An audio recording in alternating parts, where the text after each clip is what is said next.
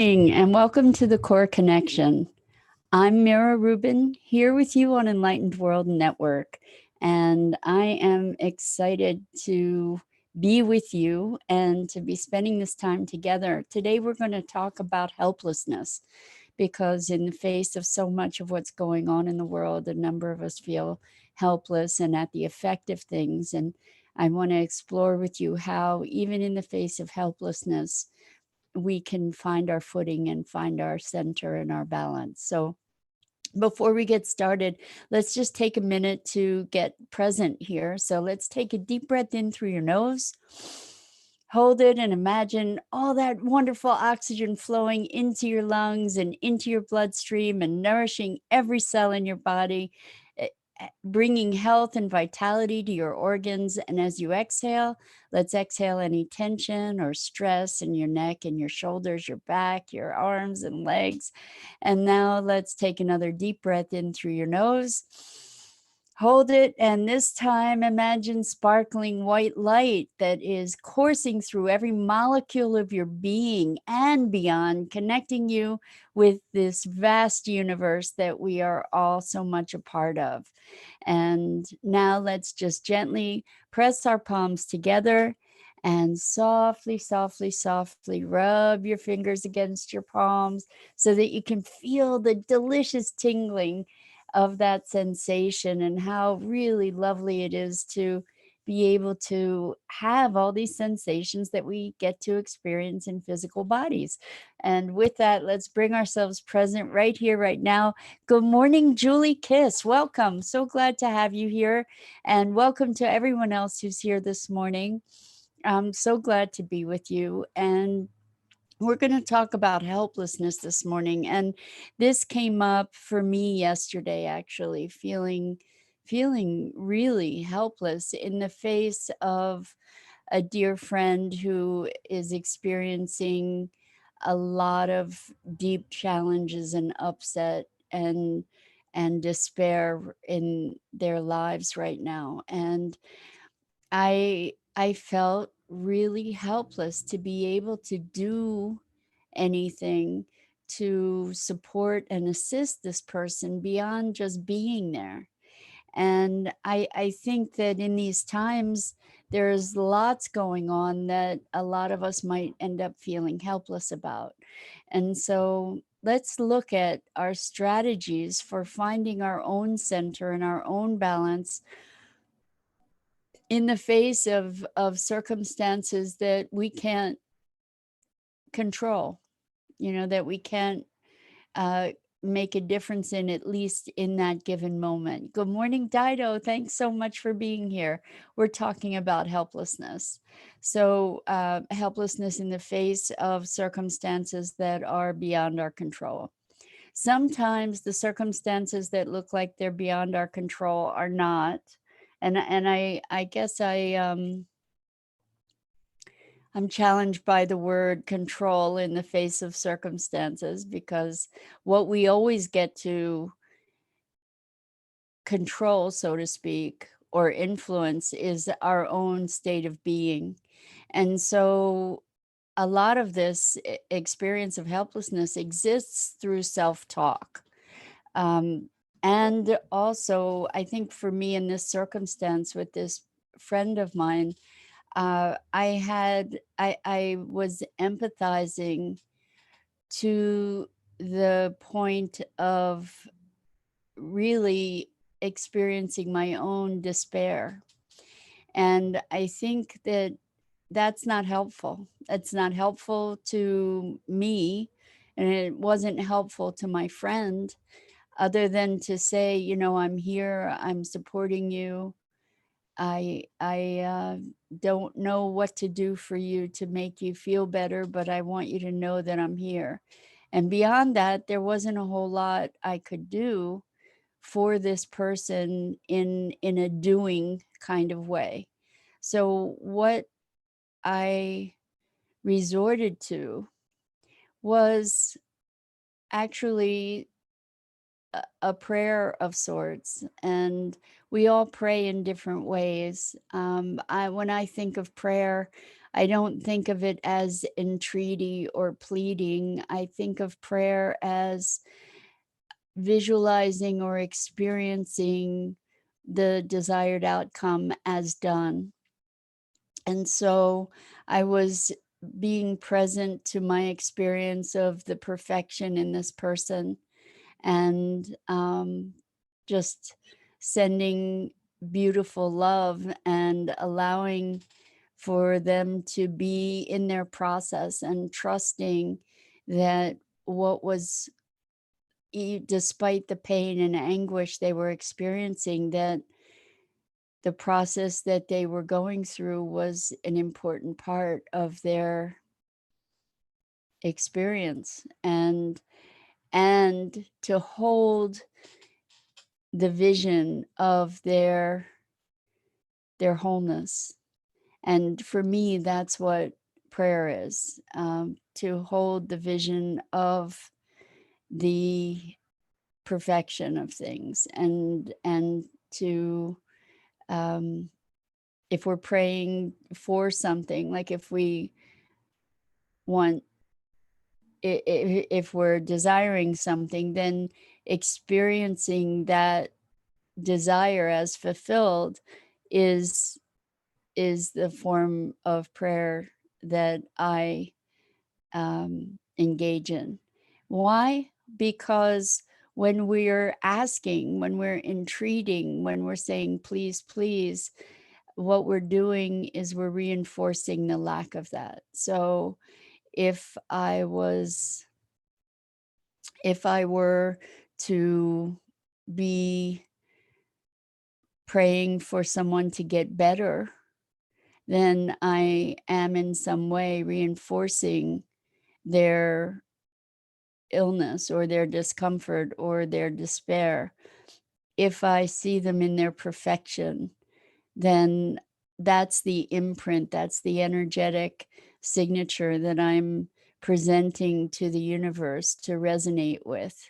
And if I don't have a particular vision of what that looks like, then sending love, just pure love, love heals and strengthens people to move through difficult circumstances. So I'm wondering about you and what you're feeling in terms of helplessness, how you contend with feelings of helplessness, especially in this crazy time that we're in, where there's so many things that are unanticipated and beyond our control.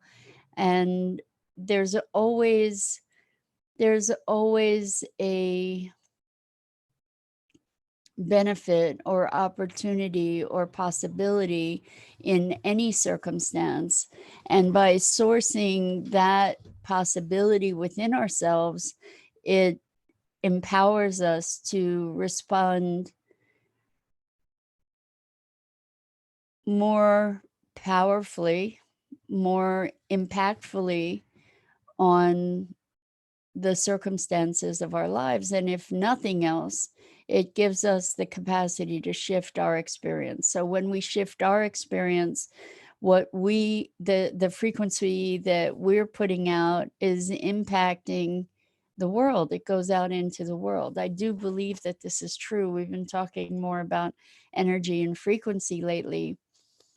And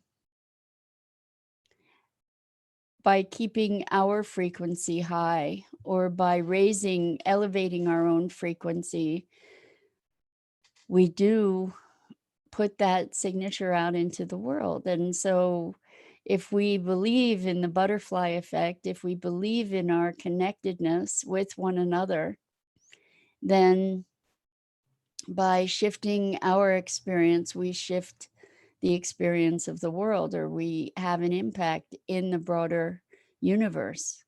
So I'm wondering about your strategies for dealing with helplessness. So in the face of some of the uh, health things that are happening in the world, when I felt helpless about COVID and about what might be happening, and I felt like I was overtaken with fear for a bit there, what I realized is that by doing service, by taking action, I could mitigate my feelings of fear and helplessness. And that's where this podcast began, is out of really deciding to do service, take action, connect with people, create a forum, ideally, where we can have these conversations. And that took me out of myself. It raised my frequency. It allowed me to be taking action that felt a whole lot more productive than being at the effect of my fear and helplessness. And so there's not always something we can do in the world uh, that looks like doing. I imagine praying is doing, but it doesn't necessarily show up in the outer world that way. So, what kinds of actions can we take that are empowering? I encourage you not to do actions for action's sake. I encourage you to do actions from inspiration. And what I mean by that is, for instance, this morning broadcast that I'm doing really came from inspiration. It came from a welling up from inside of me to say, this can make a difference. It can make a difference for the people that I connect with you guys, and it can make a difference for me by being connected. And I invite you to be listening to that small voice, that often whisper that is inside, that is there to inspire and guide and direct and empower you to follow the the callings of your heart and your higher nature. So, how do you experience helplessness, and is it something that you do experience? I have to say, it's not something I often experience, because I feel very blessed to have, with individuals, with friends, and with people in the world. I feel very blessed to have this work that I've developed over the past 30 plus years called Core Connection, which is pretty magical to be able to help people shift. Um, and that has been a refuge for me, to be able to feel empowered, to feel like I can make a contribution, to feel like I can make a difference. And in this particular circumstance, this person was just feeling too fragile to risk opening opening any more deeply to their vulnerability. And so that's where I felt helpless and powerless. And the tools that I had to offer, tapping is also a wonderful tool that we've talked about before, but the tools that I had to offer to be able to shift that person's experience were not tools that they felt comfortable in receiving at that time. And so the prayer was something that I could do privately, and extend that for that person. And what was interesting is that there was an indicator that it could have made a difference, because some degree of the behavior that was present with them, and in any way, there was a shift that I viewed as a positive shift. But I don't pretend to say it was because of my prayer, but I hope that my prayer supported that in any way, in any case. So how about you? This idea of helplessness, I mean, in the face of the political upheaval, lots of us feel helpless, and there are things that we can do. We can vote, we can connect with our political representatives, we can galvanize people to become more aware of the issues, or to empower other people to vote or to take action. What we are learning in this time is that our voices matter. All of our voices matter. And we truly can make a difference when we focus our attention and intention and take inspired action. So, in the face of helplessness, we get to manage ourselves first. And that may be by looking also at what kinds of expectations you have about your role in something, and your responsibility. And there are times where it's important to let go of the responsibility for certain things.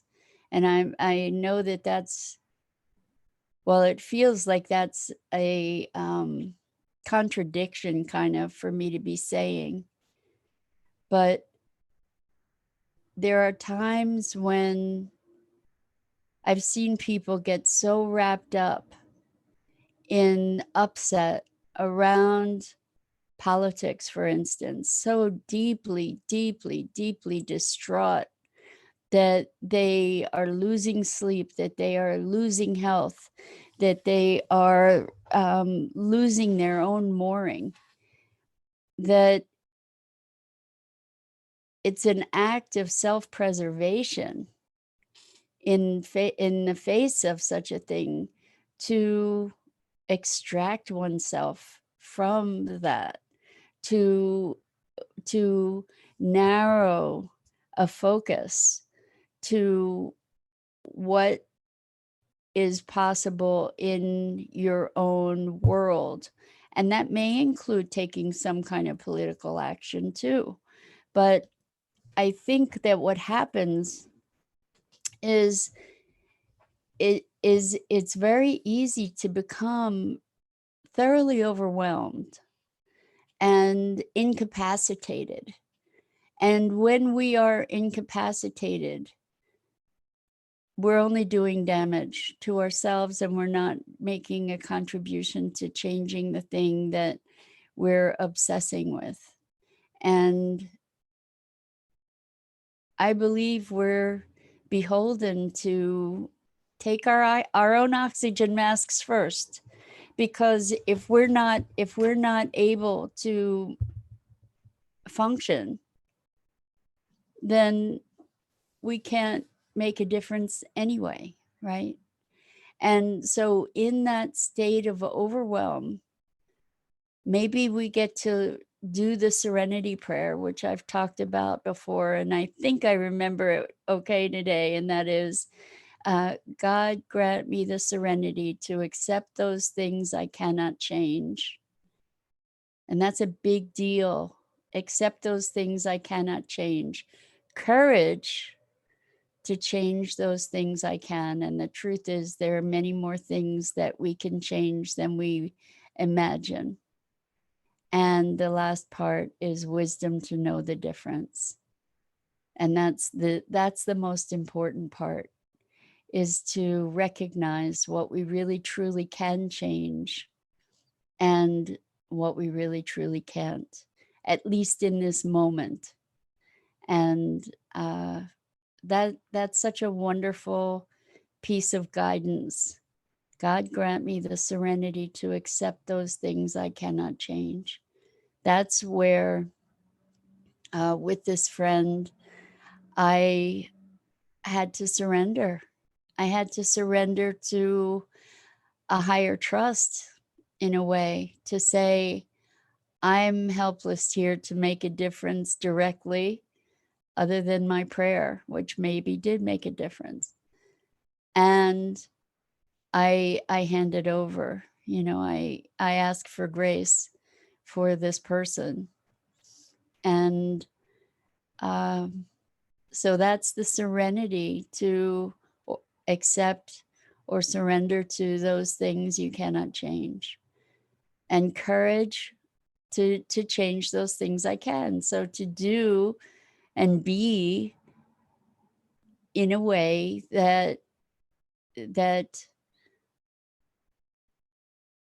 creates transformation and change. And part of that is shifting our view of something, because helplessness, in many circumstances, helplessness is a perspective, it's an interpretation. So if I feel helpless in the face of something, there's maybe an underlying assumption that I should be doing something else, that I should be acting in some way or another that I am not. And so the helplessness, in a way, is in response to taking on a sense of responsibility that may or may not be yours. And we get to look at that too. So I don't have a whole lot more to say unless you guys have some input about this whole notion of helplessness and how to find our center. One of the ways that we can find our center is through finding serenity, finding acceptance, and surrender to the capacity that we have to make a difference in a given moment. And another way that we can find peace is by shifting our mindset. And that's really part of the surrender discussion, but there may be another way to think about things instead of I can't do anything about it, to be saying, what can I do that would be productive? How can I view this in a way that I can find possibility and inspiration? So again, it's always important to recognize the questions that we ask of ourselves and to be alert to asking life-giving, empowering questions. So I'm just thinking about the question, what can I do, is sometimes spoken in a sense of resignation. What can I do? And rather than the what can I do question, perhaps, what can I do that would be empowering? What can I do that will make a difference? What can I do that will shift the dynamics of the situation? And you can go from there. So anyway, that's another day here on the Core Connection, thinking about the things that we confront on a daily basis in our lives, and looking at how we can elevate ourselves and others by our presence, by our awareness, by elevating our consciousness. And I'm here every weekday morning at 9 a.m. Eastern Time, and this is on daily broadcast live on Enlightened World Network. So I invite you to check out the other wonderful programming on Enlightened World Network, and also on Enlightened Living. Thank you, Julie. I'm glad that you found it helpful. I so appreciate you being here today. And I appreciate everybody who's joining us for these conversations. And until next time, I just am sending so much love and compassion your way. Take care.